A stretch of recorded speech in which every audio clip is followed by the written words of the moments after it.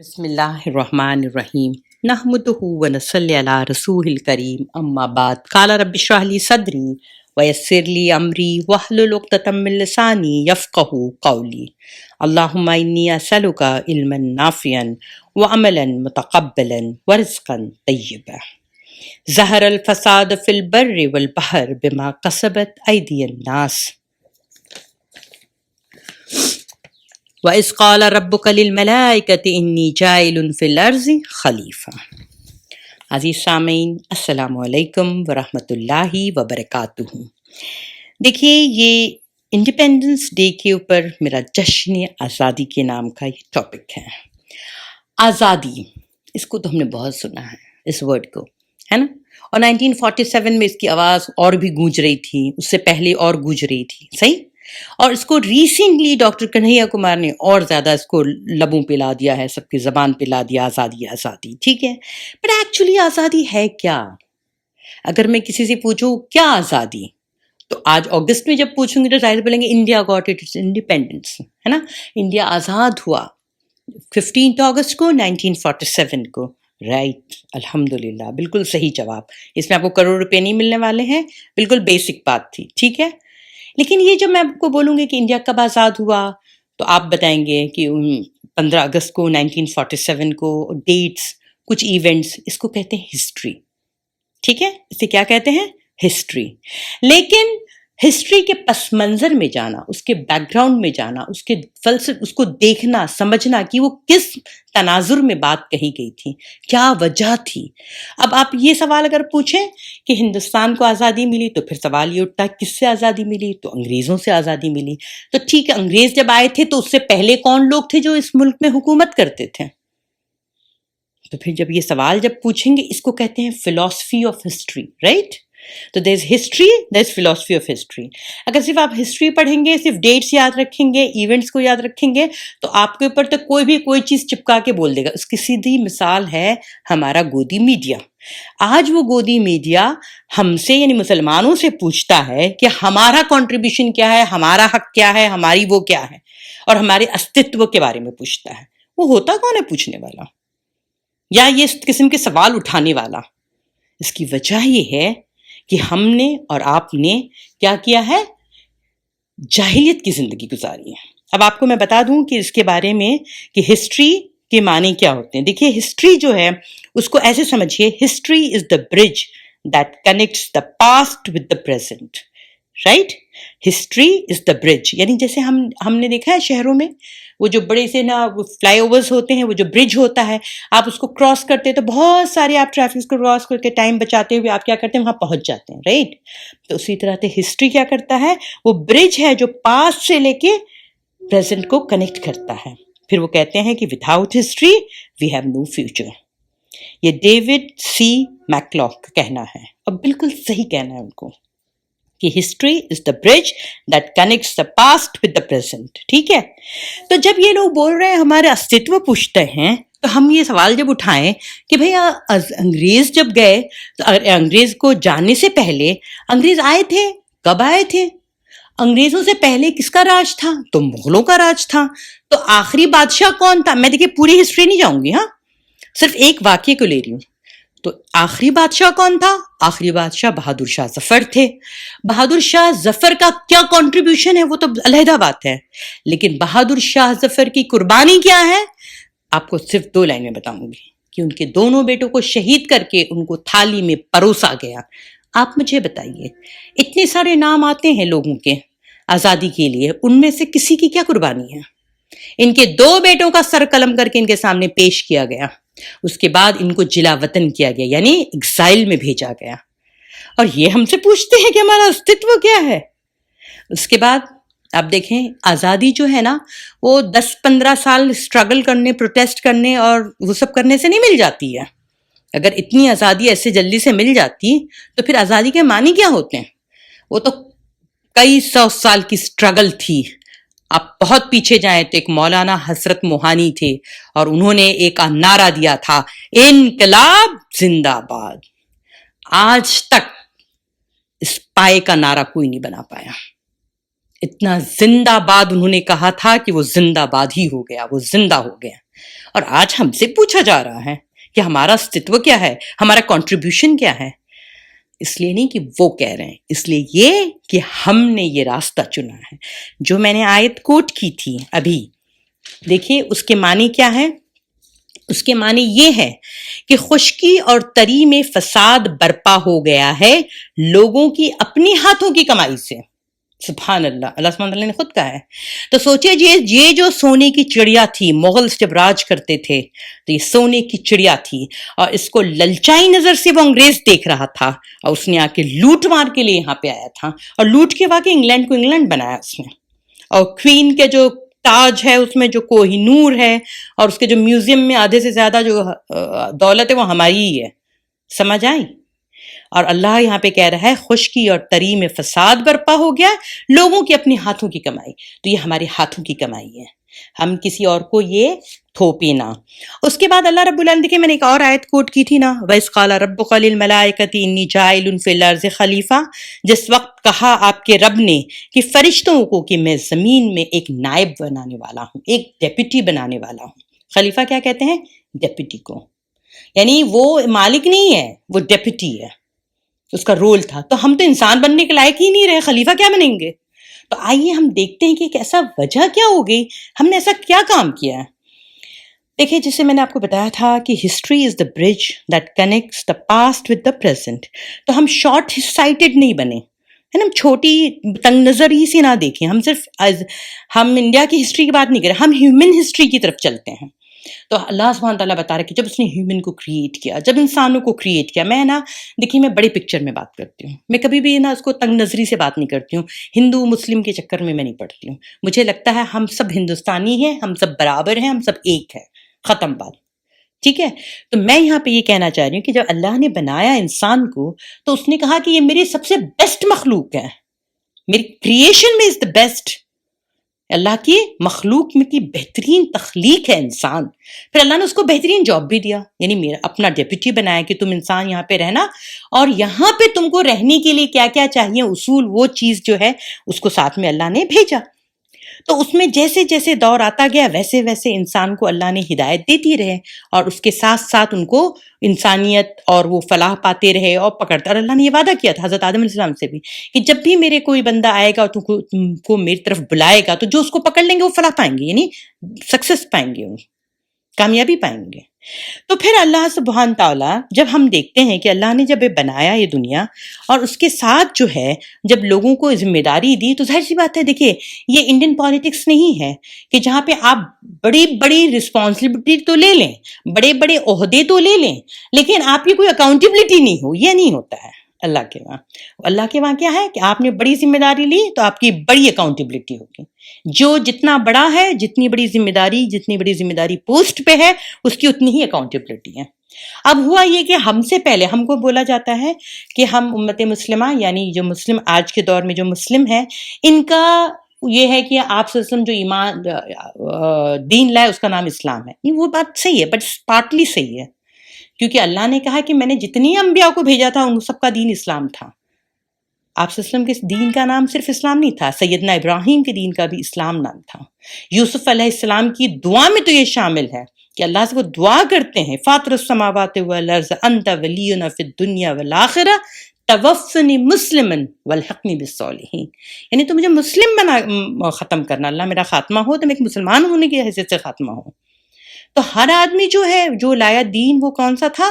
جو ہر رسول جو آیا اس کو اللہ نے جو دین دیا اس کا اسلام ہی نام تھا. ٹھیک ہے. لیکن اللہ کے رسول صلی اللہ علیہ وسلم کیا ہیں؟ وہ سیل آف پروفیسی ہیں. تو ان کے بعد جو ہے کوئی اور آئے گی نہیں شریعت، نہ قانون آئے گا. لیکن ہم سے پہلے جو تھے، یعنی ہمارے جو کزنس تھے، جیسے ہم کہتے ہیں نا سارے انسان ایک دوسرے کے بھائی ہیں. ٹھیک ہے. اسی طرح سے ہم دیکھتے ہیں کہ جو ہم سے پہلے جو امت تھی، جو ہم سے پہلے جو امتیں تھیں، مسلمان قوم تھی، ان کا نام تھا، وہ لوگ کس کے پیروکار تھے؟ موسیٰ علیہ السلام کے. تو ان کی شریعت کو بھی اسلام کہا گیا تھا. تو وہ جو مسلم لوگ تھے آج ہم ان کو جانتے ہیں یہودی کے نام سے، کیونکہ انہوں نے اپنا سیکٹ کو الگ کر لیا ہے. انہوں نے کیا کیا؟ اپنا فرقہ الگ کر لیا. انہوں نے آخری رسول پہ ایمان نہیں لائے. تو لیکن ان کے بارے میں اللہ سبحانہ تعالیٰ بتاتا ہے، اس جسے ہم بولتے ہیں نا ہسٹری کنیکٹس دا برج، جو history is a bridge that connects the past. تو وہ لوگوں نے کیا کیا؟ یہ قرآن ہمیں بتاتا ہے کہ اللہ نے ان کو 4 مرتبہ بتایا قرآن میں، 4 مرتبہ کہ اللہ کہتا ہے کہ ان کو میں نے بولتے ہیں نا کہ اللہ سبحانہ تعالیٰ خود کہتا ہے کہ انی فضلتکم علی العالمین، کہ میں نے تمہیں فضیلت دی تھی سارے جہان پہ. یعنی بنی اسرائیل کو، امت جو موسوی تھی، ان کو پورے عالمین یعنی یونیورس، پوری دنیا میں سب پہ فضیلت دی گئی تھی. اسی لیے تو وہ آج بھی کہتے ہیں we are the chosen one. What are they are the chosen ones.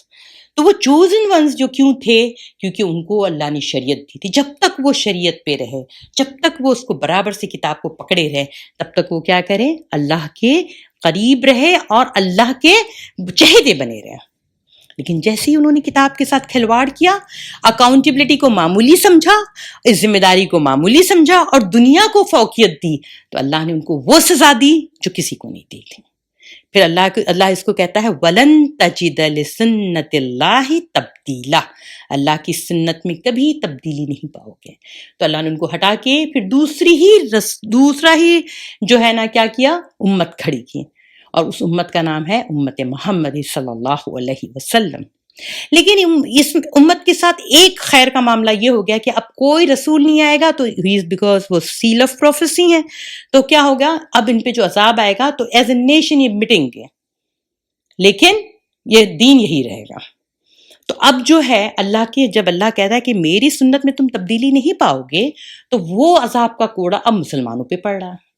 تو آپ جو دیکھ رہے ہیں کہ جو فساد جو بحر میں اور بر اور بحر یعنی خشکی میں اور تری میں جو پیدا ہوا ہے، اس کی وجہ کیا ہے؟ کیونکہ انسان نے اپنا کام سے ہٹ گیا ہے. اس کو جو اللہ نے اپنا نائب بنایا تھا وہ ڈیوٹی سے ہٹ کے وہ دوسرے لوگوں کے کہنے پہ، جس کو بولتے ہیں نا جو جاہلیت کے حقیر اور صغیر، حقیر یعنی بہت ہی کم اور صغیر یعنی نہایت چھوٹے لوگ، ان لوگوں نے کیا کیا؟ چھوٹی ذہنیت کو اپنا لگایا اور اتنا مکارانہ تصور دنیا کو دیا ہے اس نئی تعلیم نے، اس نئی جو ہم ایڈوکیشن پالیسی جو ہے اس کی وجہ سے. آج آپ دیکھیں کہ پوری دنیا میں کس کا دور ہے. اس کو اگر ہم ایک ہسٹورین جب اس کو رائٹ کرے گا تو اس میں کیا لکھے گا؟ پوری دنیا میں ایک ہی آدمی کا راج ہے. وہ کون سی کیا سوسائٹی ہے؟ وہ کیپٹلسٹ سوسائٹی ہے، وہ سرمایہ دار نظام ہے. ان کے اندر کیا ہے؟ انہوں نے پوری دنیا کو ہائی جیک کیا ہوا ہے. وہ کیپٹلسٹ سوسائٹی جیسے اسلام کے 5 پلرز آف اسلام ہے، اس کی کیپٹلسٹ سوسائٹی کے 4 پلرز ہیں. اس کو آپ یاد رکھ لیں، اس کو اچھے سے سمجھ لیں، دنیا کے سارے پرابلم سمجھ میں آ جائے گی. جیسے ہم اسلام کے 5 پلرز کو سمجھتے تو ہمیں پڑتا ہے نا کہ بھائی اس کے ارد گرد ان کا چلتا ہے کام، ہے نا، فنڈامنٹلس ہیں یہ. اسی طرح سے ان کا جو پلرز ہیں وہ کیا ہے پتہ ہے؟ Interest, insecurity, individualism, inflation. اب میں آپ کو انٹرسٹ کے اوپر کیا بتاؤں بات بتائیے. قرآن کہتا ہے کہ جو انٹرسٹ لیتا ہے اس نے گویا اللہ اور اس کے رسول کے ساتھ جنگ کی. آج کہیں سی بھی کنٹری میں دیکھیں، خاص کر سو کالڈ اسلامک کنٹریز کی ذمہ داری زیادہ بنتی ہے. وہ خود گوڈے تک کیا ہے؟ انٹرسٹ میں ملوث ہیں. تو جب آپ اللہ سے جنگ کی حالت میں ہیں تو فلاح کہاں سے ملے گی؟ سکسیس کہاں سے ملے گی؟ اینی ویز یہ تو بہت لارجر پکچر میں ہے. میں آزادی کی اس سے بات کر رہی ہوں. آج آپ دیکھیں امریکہ میں، آپ ذرا سا بھی فائنڈ آؤٹ کریں کہ اس کرونا کی وجہ سے جو وہاں پہ معیشت ان کی تباہ ہوئی، جو اکنامی ان کی تباہ ہوئی ہے، اس کے بعد ان کا انٹرسٹ کا کیا رول ہے وہ آپ دیکھیں. لوگوں کی جاب گئی، ان کے گھر چلے گئے. صرف 6 مہینہ کسی کا باقی تھا، وہ لوگوں نے لے لیا اپنا فلیٹ اور ان کو گھر سے باہر کر دیا. اور جو بھی ریٹ میں بکا اپنی ڈیوز کلیئر کیے، ان کا کچھ ملا تو ٹھیک، نہیں تو ان کو ختم، وہ راستے میں آ گئے. اس کی وجہ سے آپ دیکھیں گے US میں لوگ کتنی زیادہ سوسائڈ کر رہے ہیں. جو وہاں پہ جو معیشت تباہ ہوئی ہے اس کی جڑ میں یہ انٹرسٹ ہے. صرف میں وہاں کی بات کر رہی ہوں. اسی طرح آپ نے ہر جگہ آپ دیکھیں کہ انٹرسٹ نے پوری دنیا کا بیڑا غرق کیسے کیا ہوا ہے. یہ انڈیا جو سونے کی چڑیا کہلاتی تھی، ٹھیک ہے، 1947 جب انڈیا آزاد ہوا ہے تو اس وقت جو ہے ڈالر کی قیمت کیا تھی پتہ ہے آپ کو؟ $1 جو کہ مقابلے میں انڈیا کے 3.5 روپے ہوتے تھے. آج ہم کہاں پہنچے ہوئے ہیں؟ اسی طرح سے لیبنان بلاسٹ لوگ بہت بات کر رہے ہیں، ان کی پوری کابینہ نے وہ دے دیا کہ ہمارے وہاں کرپشن بہت ہے، یہ وہ. اب جا کے ان کی آنکھ کھلی ہے. آپ ان کی بھی ہسٹری ذرا نکال کے دیکھیں کہ ان کی کیا قیمت تھی اور اب کیا قیمت ہو گئی ان کی تو $1 شاید 1500 پاؤنڈ ملتے ہیں، کوئی رہی نہیں گئی ہے. یہ کرپشن کہاں لے کے جاتا ہے؟ تو میں یہ انٹرسٹ کی بات کر رہی تھی. Insecurity, what is insecurity? What is insecurity? Insecurity دیکھیے، اب میں آپ کو بتاؤں کہ جیسے آج کل کیمرہ کا دورہ ہے، ہم سیکیورٹی کے لیے لگا رہے ہیں نا. آپ کا نا امیگریشن ہو رہا ہے، فلانا ہو رہا ہے، ڈھمکانا ہو رہا ہے، یہ کارڈ وہ card, PAN card, Aadhaar card کے بعد پھر CA آنے والا تھا، NRC آنے والا تھا، وہ سب تو خیر بند ہو گیا کرونا کی وجہ سے. اب کب آئے گا اللہ ہی جانتا ہے. لیکن اب نیا آ گیا ہے انسیکیور کرنے کے لیے ایک ایسا جراثیم جو کہ مینوفیکچرڈ ہے، قدرتی نہیں ہے یہ. اور اس نے ایسا آپ کو نا انسیکیور کیا ہے کہ آپ خود کیا بن گئے؟ پرزنر بن گئے اپنی سیکیورٹی میں. You are yourself prisoner. اور کس کے نام پہ کیا؟ آپ کی سیکیورٹی کے نام پہ کیا گیا. اتنی انسیکیورٹی پھیلائی گئی ہے پوری دنیا میں، کس کا فائدہ ہو رہا ہے؟ تھوڑا غور بھی تو کریں. اور پھر آپ دیکھیے انڈیویجولزم، یعنی انفرادیت یا انفرادی ہو کے سوچنا. آج دنیا میں کتنا بولتے نا میں میرا کیا حق ہے، میرے کیا رائٹس ہیں، میرے کیا ہے نا ریزرویشنز ہیں. ارے بھائی دیش کا کیا، انسانیت کا کیا، یہ کوئی نہیں سوچے گا. آپ پہلے دیکھیے کہ لوگ کماتے تھے، ایک آدمی کمانے والا ہوتا تو پورا خاندان کھاتا تھا. اب تو ہم اپنی فیملی کو سپورٹ کرنے کے لیے میاں کو بھی کمانا ہے، بیوی کو بھی کمانا ہے، ہسبینڈ کو بھی کمانا ہے، وائف کو بھی کمانا ہے. اس کے باوجود نہیں کسی کی خواہشیں پوری ہو رہی ہیں. کس قدر میں. اور اب تو یہ ہو گیا بھائی، اب تو سوشل ڈسٹینسنگ رکھو اور انڈیویجول ہو رہو، فزیکلی بھی رہو، مینٹلی تو ہو ہی گئے وہ. اور پھر انفلیشن، یہ مہنگائی، یعنی آپ کتنا بھی کما لیں، یہ مہنگائی ڈائن جو ہے وہ کیا کرے گی؟ کھا جائے گی. یہ مہنگائی کہاں لے کے جا رہی ہے، کہاں پہنچ رہا ہے انسان. یہ ساری چیزیں جو ہیں، یہ چاروں چیز کو آپ اس میں رکھیے. اور آپ بالکل ہندو مسلم نہ کریں. میں تمام ہندوستانیوں سے خاص کر آج کے دن، آزادی کے دن، پلیز اپنے ذہن کو آزاد کریں ہر تعصب سے، ہر فرقے بندی سے. اور پھر غور کریں کہ ایز این ہیومن ہم کہاں پہنچے ہوئے ہیں، ہم کیوں ایسے ہو رہے ہیں، ہم کیا ایسے تھے، کیوں ہم ایسے ہو رہے ہیں. اسی لیے جو میں نے آیت کوٹ کی تھی کہ جو ہے نا یہ آپ کی کمائی کی وجہ سے، اپنے ہاتھ سے جو انسان نے کمایا وہ ہے. کیونکہ اسلام نے اس قرآن مجید کو، دیکھیے یہ ہے نا ایک، میں جو جس اینگل سے بات کر رہی ہوں تو میں اپنا اس بیسک رائٹس کا استعمال کر رہی ہوں کہ آپ میری نظریے کو کیسے سمجھیں. اگر آپ کو سمجھنا ہے تو آپ جو بھی ہے، جہاں بھی ہیں، جس لینگویج میں بھی آپ قرآن کو خدا کے لیے پڑھیں. اس نے اس کو دستور حیات یعنی کانسٹیٹیوشن بنایا ہے کہ کس طرح سے آپ کو زندگی گزارنی ہے. اس کی ذمہ داری سنبھالنے کے لیے اس نے بتایا جو خلیفہ میں نے تمہیں بنایا ہے تو تمہیں کرنے کے کام کیا ہے، تمہیں سپون فیڈ کیا جا رہا ہے. جسٹ آپ کو یہاں پہ آ کے اس کے کیا کرنا ہے، اس کے ساتھ ٹائم پاس کریں، قرآن کے ساتھ رہیں، اس کو پڑھیں، اس کو سمجھیں اور دیکھیں کہ وہ آپ کو کیا کر رہا ہے. اتنا اعلیٰ کام کرنے کے لیے یہ انسان کے بس کا نہیں تھا کہ وہ بنا لیتا، سوچ لیتا، تو اس کو اوپر سے ہی آنا تھا. تو اس دستور کو پڑھیں کہ کیا ہے. لیکن ہم تو خود نہیں پڑھتے تو ہم دوسرے کو کیا سمجھائیں گے. بدقسمتی یہ ہے کہ نا یہ انسانیت کا جو دشمن ہے، جو طبقہ ایسا ہے، جو مٹیریلسٹک جو طبقہ ہے، جس کو صرف اور صرف دنیا چاہیے، اس نے کیا کیا ہے، اس کو دھوکہ دے رہا ہے انسان کو. اس نے یہ بتا دیا ہے کہ دیکھو اگر تم نے اسلامی تعلیم لی نا تو تم بیکورڈ ہو جاؤ گے. یہ دیکھو یہ تعلیم لو، یہ دنیاوی تعلیم، یہ ہارورڈ سے لو، یہ وہاں سے لو، اور یہ نا لنڈن اسکول آف اکنامکس سے لو. اکنامی کی کیا بولتے ہیں نا بامبے والے، واٹ لگی، وہ واٹ لگی ہوئی ہے. اور تم کیا اکنامی سب پڑھے جا رہے ہیں. کہاں پہنچا ہوا ہے انسان. اتنے ڈاکٹرز تو پہلے کبھی نہیں تھے، لیکن انڈیا آج کیا بن گیا ہے، ڈائبٹک ہب. یہ ہمیں تعلیم مل رہی ہے. What is the reason? جبکہ آپ 50-60 سال پہلے چلے جائیں، دیکھیں انڈینس کتنے ہیلدی ہوتے تھے. ان کی جغرافی آپ دیکھیں، انڈیا کا کلائمیٹ دیکھیں، آپ ہر لحاظ سے جہاں جو بھی اسٹیٹ کا ہے اللہ نے ویسی فوڈ دیے تھے، ان کی ہیلتھ دی تھی. آج ہم کہاں ہیں؟ اور یہ جو ڈائبٹک ہب بنا ہوا ہے، کیپٹل بنا ہوا ہے، اس کی جو دوائیں ہیں کس کو امیر بنا رہی ہے؟ کبھی غور کریں نا، وہ جو ڈائبٹیز کی جو دوا ہے وہ کون سی کمپنی بنا رہی ہے، اس کو کتنا مل رہا ہے، اور یہ گھن چکر ہم بنے ہوئے ہیں۔ اب آپ سوچیں کہ انٹرسٹ پہ میں جو بات کر رہی تھی کہ یہ ڈاکٹر جب بنتا ہے، وہ جو یو ایس جا کے، وہ جو آپ کے جو بچے یو ایس کے ہوں گے ان کو پتا ہوگا، خیر انڈیا میں بھی اب آ گیا ہے کہ آپ کیا کرتے ہیں، ایڈوکیشن لون لیتے ہیں۔ ایڈوکیشن لون لینے کے بعد پھر آپ اب کیا کریں گے، اس کو آپ قسطوں میں ادا کرتے رہیں گے۔ تو آپ کیا قسط ادا کریں گے بتائیے مجھے؟ یہی تو ہوگا نا کہ آپ نے خود تو کوئی آزادی آپ کو ملے گی نہیں، آپ خود غلام بن گئے ہیں اس کس کے، انٹرسٹ کے۔ اب وہ گھن چکر بنے رہی ہے، اب آپ اس کو اتارتے رہیے۔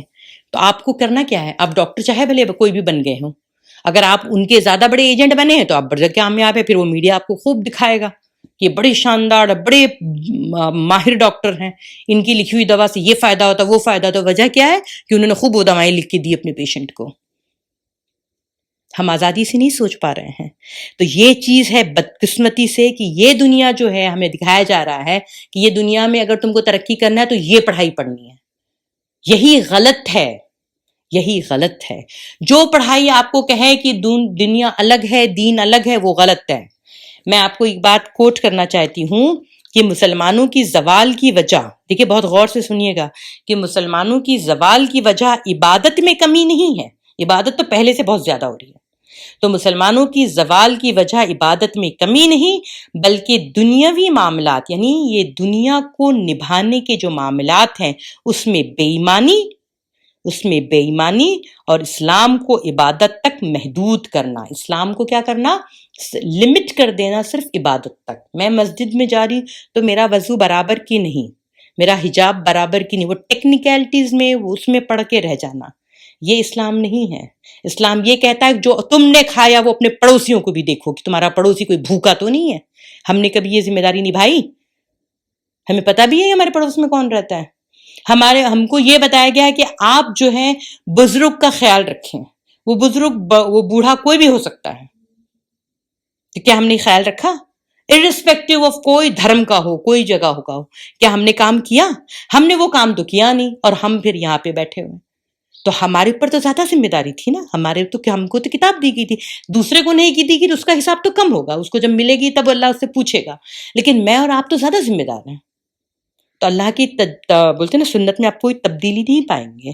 تو جب ہم اس کی کتاب کو پیچھے کریں گے تو وہ اللہ ہمیں کیا کر دیا ہے، اس نے بھی ہم کو ٹھوکر میں رکھ دیا ہے، زمانے کی ٹھوکر میں، کہ یہ لوگ جو ہے نا کیپٹلسٹ سوسائٹی جو ہم کو آج ٹیشو پیپر کی طرح یوز کر رہے ہیں، وہ نہیں ہے کہ وہ یوز کر لیں، because we are providing them. تو اللہ نے بھی ہم سے منہ پھیر لیا ہوا ہے، ٹھیک ہے۔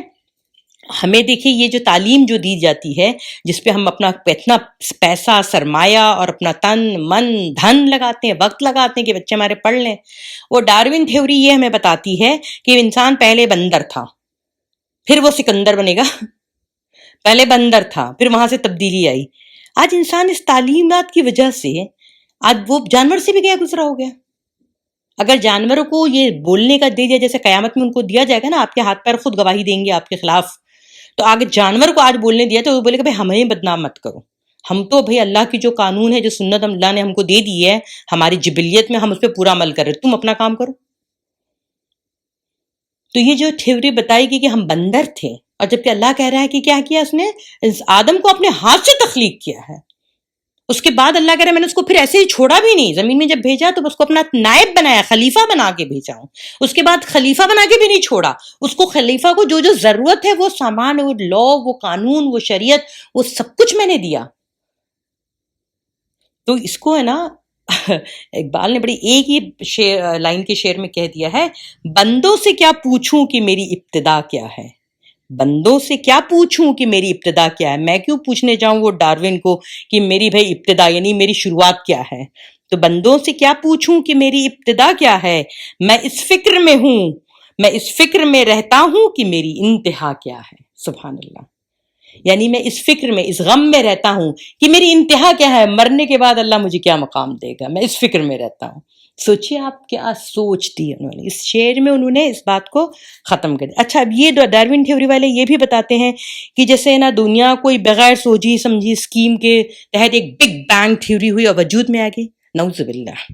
اللہ کہتا ہے ان کل شیء خلقہ بقدر، ہم نے ہر چیز کو اندازے سے پیدا کیا. پھر اللہ کہہ رہا ہے وَخَلَقَ كُلَّ شَيْءٍ فَقَدَّرَهُ تَقْدِيرًا، اس نے ہر چیز کو پیدا کیا پھر اس کی تقدیر مقرر کی. تو یہ ایسے کوئی اپنے آپ سے کوئی چیز نہیں ہو جاتی. اپنے آپ سے آپ ایک کیک بنا کے دیکھ لیں، مائکرو ویو تو ہے نا. پہلے زمانے میں تو اتنا خوبصورت اتنا اسمارٹ کوکنگ وہ نہیں ہوتا تھا، چولہے ہوتے تھے، یہ ہوتے تھے، گیس اسٹو آئے ہم. اب مائکرو ویو میں کہ آپ ساری انگریڈینٹس ڈالیے، جسٹ پٹ اٹ، اور ایک انگلی سے فنگر ٹپ سے آپ نے ایڈجسٹ کر دیا تب تو بنے گا. لیکن بغیر کچھ کیے ہو جائے گا کیا کچھ بھی؟ نہیں نا. تو دنیا کیسے بغیر کیے کہ کچھ ہو جائے گی اپنے آپ سے؟ اس کے بعد آپ دیکھیے کہ میں نے ابھی ذکر کیا تھا کس کا؟ آزادی کا. تو میں اس آزادی کے لیے تعلق سے میں ایک کنیکشن بنانا چاہ رہی ہوں. آپ اس کنیکشن کو غور سے سنیں گے تو آپ کو بہت ہی کنیکٹڈ رہیں گے، نہیں تو نہیں ہو پائیں گے. ٹھیک ہے، دیکھیے آج جو ہے جو ذی الحج کے جو ہم آخری اس کے حصے میں ہیں، یہ ذی الحج مہینہ ختم ہوگا اور پھر محرم شروع ہوگا. تو میں نے یہ مثال، یہ جو اگزامپل بھی اس لیے بھی لیا ہے. حضرت سیدنا عمر رضی اللہ تعالیٰ عنہ، ٹھیک ہے، ان کو بولتے ہیں، کوئی کہیں روایتوں میں آتا ہے کہ 26 یا 27 یا 25 میں بھی 25 26 یا 27 کو بولتے ہیں ان کو سٹیب کیا تھا، یعنی ان کو جان لیوا حملہ کیا گیا تھا، اور اس جان لیوا حملہ کی وجہ سے پھر وہ شہید ہوئے تھے. تو ان کی تدفین جو ہوئی تھی 1 محرم کو ہوئی تھی. ٹھیک ہے، تو دس از ہسٹری، رائٹ. لیکن فلاسفی آف ہسٹری کیا ہے کہ آپ اس کے پس منظر میں جائیے، اس کو پتہ کرے کہ کیا وجہ تھی. تو پتہ چلتا ہے کہ سیدنا عمر رضی اللہ تعالیٰ عنہ کا، جو اگر میں لوں تو 1.5 گھنٹے کا ہو جائے گا، کہ ان کی کیا کیا صلاحیت تھی وہ تو سب الگ بات ہے، لیکن ان کو اللہ سبحانہ تعالیٰ نے وہ مقام دیا تھا. وہ بہت زیادہ دور اندیش تھے. ٹھیک ہے، اور سب سے بڑھ کر میں نے دیکھا کہ وہ اللہ کے لیے جو ان کو حمیت تھی ان کی جیسی کسی کو نہیں تھی. ٹھیک ہے، تو وہ ان کے خلافت کے دور میں مدینہ میں ایک فیروز نامی ایک آدمی تھا، یہ غلام تھا. تو یہ فیروز جو غلام تھا، مجھے وہ نام نہیں یاد آ رہا وہ صحابی کا کہ ان کے غلام تھے، لیکن سوری، لیکن وہ جو ان سے جو ہے وہ 2 درہم روز کے لیتے تھے. کتنا؟ 2 درہم. تو 2 درہم جب لیتے تھے تو اس کی وجہ یہ تھی کہ پہلے زمانے ہم لوگ جب غلام کی بات کرتے ہیں ہم لوگ سمجھتے کہ غلام کو کوڑے مارے جا رہے ہوں گے، بھوکا رکھا جائے گا، زنجیر میں باندھا جاتا ہے، کیونکہ ہم نے کچھ پڑھا لکھا تو ہے نہیں، بس ہم نے کہیں مووی میں دیکھا ہوا ہے وہی سمجھ رہے ہیں. غلام جو ہے اسلامی اس میں معاشرے میں اس کو معزز رکھتے تھے. جو لوگ رکھتے تھے وہ بالکل جو اپنا کھاتے تھے وہی ان کو کھلاتے تھے. تو جو ان کا ماسٹر تھا جو فیروز کا، تو وہ اس سے نہ بولتے تھے کہ یہ ایران کا تھا، پرشیا کا تھا، تو ان کے پاس بہت زیادہ ہنر تھا. تو یہ ہے نا ہتھیار اچھا بناتے تھے، تو ان کے ہتھیار بہت مہنگے بکتے تھے، اور پھر یہ لوہے کی بہت اچھی اچھی چیزیں بھی بناتے تھے. تو یہ ایک بار آیا مارکیٹ میں اور سیدنا اب عمر رضی اللہ تعالیٰ عنہ سے کہتا ہے کہ میرا آقا کو جو ہے نا آپ ان کو وہ کریں، وہ مجھ سے نا بہت زیادہ پیسہ لیتے ہیں، مطلب بہت زیادہ آپ کہہ سکتے ٹیکس لیتے ہیں. تو کہہ رہے کتنا؟ تو کہہ رہے 2 درہم. تو کہہ رہے تم کرتے کیا ہو؟ تو بولے میں یہ کرتا ہوں، یہ بیچتا ہوں، ہتھیار بناتا ہوں اور یہ ساری چیزیں کرتا ہوں. اور وہ روز کے نا مطلب 40-50 سے زیادہ درہم سے وہ بیچ لیتا تھا. تو 2 درہم تو اس کے سامنے کچھ بھی نہیں تھا. تو اس نے کہا کہ تو آپ حضرت عمر رضی اللہ تعالیٰ عنہ نے فرمایا کہ یہ تو کچھ زیادہ ہے نہیں، لیکن انہوں نے دل میں سوچا تھا کہ میں ان کو بھی سمجھاؤں گا، لیکن ان کو جو جائز بات تھی وہ یہی تھی کہ تم یہ کوئی بہت زیادہ تو ہے نہیں، تم دل لگا کے اپنا کام کرو. پھر انہوں نے اس کو بات کو پلٹا اور کہا کہ تم ایک ایسی چکی بناؤ کہ جو امت کے لیے بہت کام ہے. تو کہہ رہا ہاں میں ایسی بناؤں گا کہ رہتی دنیا تک اس کا نام رہے گا. ٹھیک ہے، تو جب اس نے جملہ کہا تو کوئی آرڈنری مین نہیں تھے. وہ کون تھے؟ وہ سیدنا عمر تھے، جن کے بارے میں آتا ہے کہ ایک جگہ روایت میں آتا ہے 21 جگہ، لیکن 6 جگہ میں آپ کو لکھا دیتی لیکن ٹائم نہیں ہے، جہاں پہ آیا ہے کہ قرآن اور عمر رضی اللہ عنہ کی رائے ایک تھی. وہ اتنا فہم اور فراست اور ویژنری مین کہ دنیا تو چھوڑ دے، وہ اوپر ان کی جازی پہنچ نظر وہاں ایک ہے وہ. تو وہ اس جملے کو نہیں پہچانتے. تو جیسے ہی وہ گیا تو حضرت سیدنا عمر رضی اللہ تعالیٰ عنہ نے اپنے کلیگ سے جو ان کے آس پاس لوگ تھے ان سے کہا اس نے مجھے دھمکی دے کر گیا ہے. دھمکی کیا ایک تھی؟ یعنی میں ایسے ہی بناؤں گا کہ رہتی دنیا تک نام رہے گا. اس نے مجھے دھمکی دی ہے، قتل کی دھمکی. دیکھیے فہم اور فراست میں حضرت سیدنا عمر اس کو بات کو پھپ گئے تھے، پہنچ گئے تھے، لیکن اس فہم اور فراست کی بنیاد پہ وہ اس کو اریسٹ نہیں کر سکتے تھے. حالانکہ he was the most powerful man on earth. He was the most powerful man. Absolute powerful تھے وہ. Absolute authority ان کی تھی, کوئی ان کو پکڑ نہیں سکتا تھا. لیکن ہم سنتے بہت ہے نا, freedom freedom freedom of speech, freedom after speech ہونا چاہیے. ہم ایسے کسی کو اگر دھمکی دے دیں تو ہمارا حشر کہاں ہوگا, ہمارے خاندان کا کیا حشر ہوگا. سیدنا عمر کر سکتے تھے, اور انہوں نے کہا بھی, اللہ کا احسان انہوں نے کہہ دیا تھا تاکہ ہم اس بات کو ہم شہادت دیتے ہیں کہ حضرت سیدنا عمر رضی اللہ عنہ کی فہم اور فراست کے. تو وہ کیا کہتے ہیں, اس نے مجھے دھمکی دیا, لیکن اکاؤنٹیبلٹی سے ڈرتے تھے. اپنے رب کے آگے وہ بہت بڑے اپنے رب کے بندے تھے, عبد تھے, غلام تھے, تو انہوں نے اس پہ ایکشن نہیں لیا. بہرحال ان کی شہادت ہو جاتی ہے, ان کی تدفین پہلی محرم کو ہوتی ہے. تو ہمارا نیکسٹ ایپیسوڈ جو ہوگا وہ محرم پر ہوگا, ٹھیک. اب جب ان کو جب دفن کرنے کی بات آتی, تدفین ہونے والی ہے, یعنی جب اپنی زخمی حالت میں یہ ان کو غشی آتی ہے, تو اپنے بیٹے کو بھیجتے ہیں کس کے پاس, ماں حضرت عائشہ رضی اللہ عنہ کے پاس, کہ تم جاؤ حضرت عائشہ سے پوچھو کہ میں دفن ہونا چاہتا ہوں اپنے حبیب, اپنے رسول صلی اللہ علیہ وسلم کے قدموں میں, آپ مجھے اجازت دیں.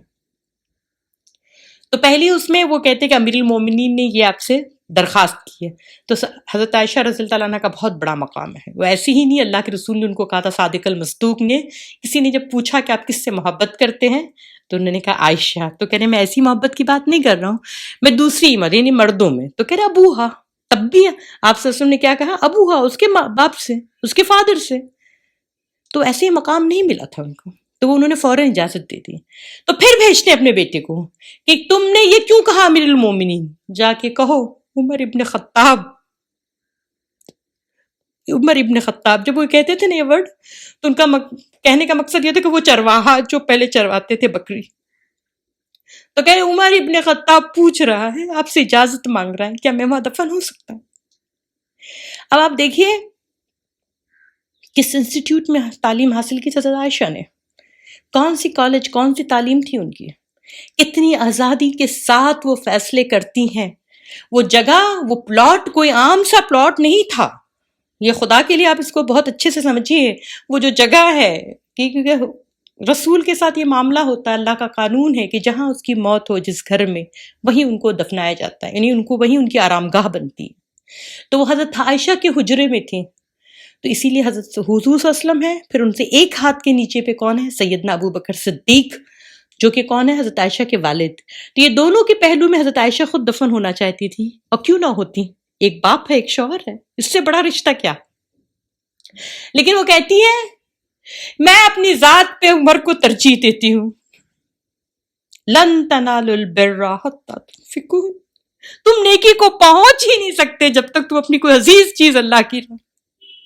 یہ آیت کا مطلب میں سمجھی حضرت عائشہ کی اس قربانی سے, وہ کتنی عزیز جگہ رہی ہوگی, لیکن کس کے لیے ان کو پتا تھا یہ ساتھی کون ہے, کون مجھ سے اجازت لے رہا ہے. اور کتنا بڑا دکھ تھا ان کو, کیونکہ وہ دیکھ رہی تھی کہ اسلام کس قدر پھل پھول رہا تھا, اور سیدنا عمر کے لیے کیا کیا بشارتیں تھیں. تو بظاہر دنیا کے حساب سے جو ان کو لگا, ہم دنیا والے نا, آج جو یہ سرمایہ دار نظام ہے, یہ مٹیریلسٹک دنیا ہے, اس میں تو سراسر گھاٹا لگ رہا ہے نا. وہ دونوں لوگوں سے دور ہو گئی, لیکن وہ آنکھ سے دیکھ رہی تھی, بصیرت کی آنکھ سے. سوچے اللہ رب العالمین کو کتنا نوازے گا. مجھے تو ایسا جب سے ان کی حالت, جب سے وہ تدفین ان کی ہوئی ہے جنت البقیع میں, اس دن سے لے کے قیامت تک کے لیے اس سے بھی زیادہ رحمت اللہ ان کو نازل کر رہا ہوگا, کیونکہ اتنی یقین کے ساتھ انہوں نے اپنی جگہ کو دیا. یہ ہمیں آزادی دیتا ہے, یہ آزادی والی سوچ ہمیں اسلام دیتا ہے. آپ اور میں اپنے دل پہ ہاتھ رکھ کے بتائیں کہ ہم کوئی پلاٹ کی بھی ڈیلنگ کر پائیں گے. اور وہ پلاٹ ایسا ہے جس کو جنت کی کیاری کہا گیا ہے, کہ جہاں وہ 2 رکعت نماز پڑھ لیں, وہ جنت میں اپنی نماز پڑھی ہے, جنت کی کیاری کہلاتا ہے. اس کو دے دیا, کس کو, کیونکہ اللہ کے رسول سے سنتے اگر میری امت میں کوئی محدث ہوتا تو عمر ہوتا. یہ آزادی کی سوچ ہے ہمارے پاس, ہاں, اپنی ذات پہ کسی کو دینا, یہ انڈیویجولزم سے اوپر آئے, یہ اسلام ہمیں سکھا رہا ہے. ہم کیا آزادی منائیں گے, ہم کیا جشن منائیں گے, بتائیے آپ. یہ اس لیے میں آپ کو کہہ رہی ہوں کہ آج ہم عہد کریں کہ ہم آزادی حاصل کریں گے، جہالت سے، غربت سے، مفلسی سے، صرف مالی نہیں بلکہ فکری اور تہذیبی غلامی سے بھی نکلیے، ہر تہذیب کی غلامی کو سچ چھٹکارا پائیے اور آزاد دیش میں آزادی کے ساتھ انسان بنے، پھر ہم جشن منائیں گے، پھر ہم اپنی کیا بولتے ہیں ملک کو کیا کریں گے، پھر سے وہ سونے کی چڑیا بنائیں گے انشاءاللہ۔ وآخر دعوانا ان الحمد للہ رب العالمین۔ جزاک اللہ خیر، شکراً۔